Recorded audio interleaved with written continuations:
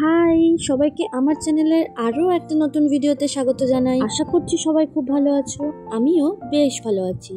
আর এটা হচ্ছে আমাদের নর্থ বেঙ্গল ট্রিপের ডে 2। সকাল সকাল ঘুম থেকে উঠে পড়েছি, কারণ বেরোতে হবে। উঠে পড়েছি বলাটা ভুল, ও ডেকে ডেকে তুললো, নাহলে আমার পক্ষে ওঠা সম্ভব হতো না। কি বিভৎস ঠান্ডা, আর সেটা তো আমার একটা সোয়েটার আর দুটো ব্ল্যাঙ্কেটের মাঝে বসে থাকা দেখেই বোঝা যাচ্ছে। আর এই অপরূপ নজর কাড়া ভিউ, যেটা আর কিছুক্ষণের জন্যই, কারণ কিছুক্ষণ পর আমরা এই হোমস্টেটা থেকে বেরিয়ে যাব। তারপর আমরা চলে যাব দার্জিলিং মেলে। এখানে আমার চুলটা এমন হয়ে রয়েছে, ভাগ্যিস দূর থেকে কোনো পাখি দেখতে পাইনি, নাহলে নিজের বাসা ভেবে এসে উড়ে বসে পড়তো।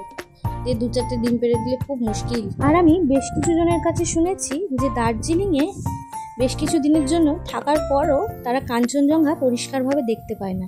তবে লাকিলি আমরা যে কদিন দার্জিলিংয়ে ছিলাম খুব ভালোভাবে কাঞ্চনজঙ্ঘা দেখতে পেয়েছি। এরপর আমার বর নিয়ে এলো চা, আর আমরা সবাই মিলে গল্প করছি, বলছি এরপর আমরা কোথায় কোথায় যাব। আর এরপর চাটা খেয়েই আমরা চলে যাব রেডি হয়ে বেরিয়ে পড়তে হবে নেক্সট গন্তব্যের উদ্দেশ্যে। আর এই ঠান্ডা ঠান্ডা ওয়েদারে দার্জিলিং এর গরম গরম চা জাস্ট অন্য লেভেল। এই যে এখানে আমি একদম রেডি হয়ে গেছি, আর আমার রেডি হওয়া মানে ড্রেস পরে একটু লিপস্টিক লাগিয়ে নেওয়া, বাস। এরপর লাস্ট বারের জন্য একটু ব্যালকনির ভিউটা এনজয় করে বাইক করে চলে এলাম ব্রেকফাস্ট করতে ছাদে। আসো তোমাদের সাথেও শেয়ার করি আমাদের ব্রেকফাস্টে কি কি ছিল। প্রথমেই ছিল একটা টেস্টি ছোলার ডাল, লুচি আর সাথে ডিম সেদ্ধ। বাঙালি মানুষ সকাল সকাল লুচি আর ছোলার ডাল দেখে একদম প্লেটের ওপর ঝাঁপিয়ে পড়েছি, কিন্তু খাওয়ার দোষেই দুটোই, সেটা নয় আলাদা ব্যাপার।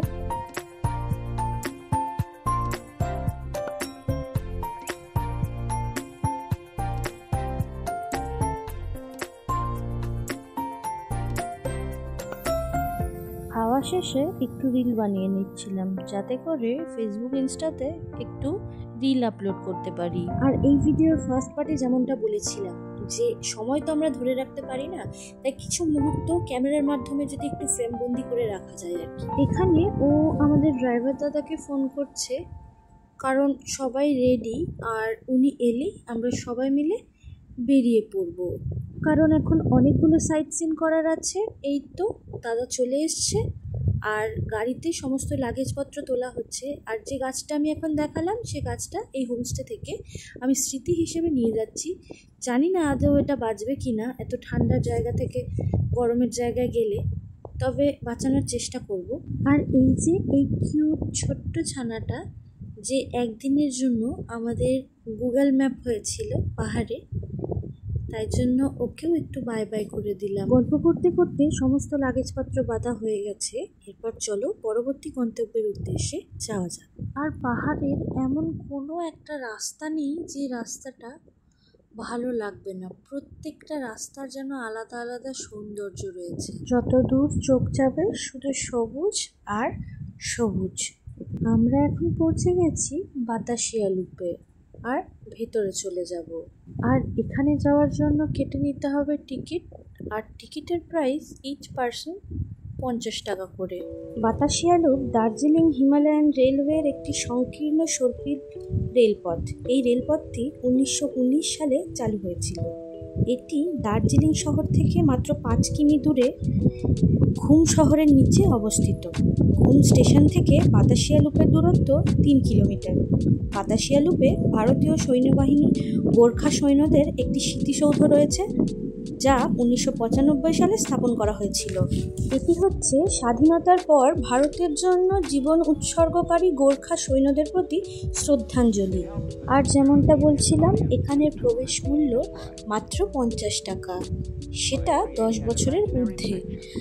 আর 10 বছরের নিচে মানুষের জন্য একদম বিনামূল্যে প্রবেশ। আর এই জায়গাটি খোলা থাকে সকাল 5টা থেকে দুপুর 2টো অবধি।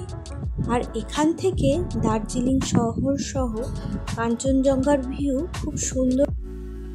এখানে আমরা ঘোরার পর বেশ কয়েকটা সুন্দর সুন্দর ছবিও তুলে নিয়েছি। আর তোমরা যদি চাও এখানকার ট্রেডিশনাল পোশাক ভাড়া করে ছবি তুলতে পারো চা বাগানে। বেশ কিছুজন ফটো তুলছেও। হয়ে গেছে আমাদের এখানে ঘোরা। এরপর আমরা এখান থেকে বেরিয়ে পড়ছি।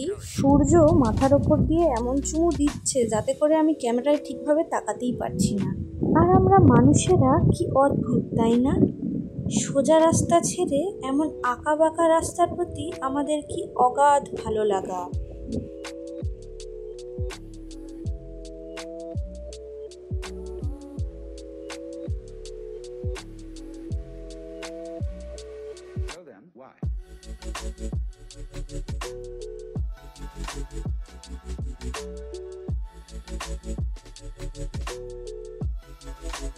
এরপর আঁকা বাঁকা পথ পেরিয়ে আমরা চলে এলাম ঘুম মনেস্ট্রিতে। ঘুম মনেস্ট্রি, যা ইয়াগাচেলিং মনেস্ট্রি নামেও পরিচিত, দার্জিলিংয়ের কাছে একটি ছোট্ট পাহাড়ি শহর ঘুমে অবস্থিত একটি গুরুত্বপূর্ণ বৌদ্ধ বিহার। 1850 সালে বিখ্যাত মঙ্গোলীয় সন্ন্যাসী এবং জ্যোতিষী সোক্য সেরার গ্যাৎসো দ্বারা নির্মিত এটি একটি বিশিষ্ট গেলুপ্পা বা হলুদ টুপি সম্প্রদায়ের মনেস্ট্রি। দার্জিলিং অঞ্চলে প্রতিষ্ঠিত প্রথম তিব্বতী মনেস্ট্রি হিসেবে ঘুম মনেস্ট্রির গৌরব রয়েছে। এই মনেস্ট্রিটি বৌদ্ধ ঐতিহ্যের একজন গুরুত্বপূর্ণ ব্যক্তি ভবিষ্যৎ বুদ্ধ মৈত্রেয় বুদ্ধের বিশাল 15 ফুট উচ্চতার মূর্তির জন্য বিখ্যাত। ঘুম মনেস্ট্রি বৌদ্ধ সম্প্রদায়ের কাছে একটি শ্রদ্ধেয় স্থান, যা আধ্যাত্মিক সাধকদের জন্য একটি শান্ত ও প্রশান্ত পরিবেশ প্রদান করে। এটি এমন একটি জায়গা, এখানে এলে চোখ মন দুয়েরই শান্তি ঘটবে। এই যে এখন যেটা আমি ঘোরাচ্ছি সেটাকে কি বলে আমার বর্তমানে মনে পড়ছে না, তবে এটা ঘোরালে আর ঘোরাতে ঘোরাতে মনে নাকি যেটা চাওয়া হয় সেটা নাকি পাওয়া যায়। সে যাই হোক, আমি যে কোনো ভগবানের কাছে গিয়ে কোনো কিছু চাইতে আমার ঠিক মনে থাকে না, তো শুধুই ঘোরাতে ভালো লাগছে তাই ঘুরিয়ে দিলাম। আমরা মনেস্ট্রি থেকে বেরিয়ে পড়েছি আর বেরিয়েই দেখি একটা টয় ট্রেন। আর টয় ট্রেনটা দেখে আমার সে যে কি খুশি সেটা তো আমার মুখ দেখেই বোঝা যাচ্ছে। এরপর আরও কিছু সাইট সিন করে আমরা চলে যাব আমাদের পরবর্তী হোটেলে, যার নাম ওয়াইন হর্স। তো আমরা এখন সেখানেই যাচ্ছি।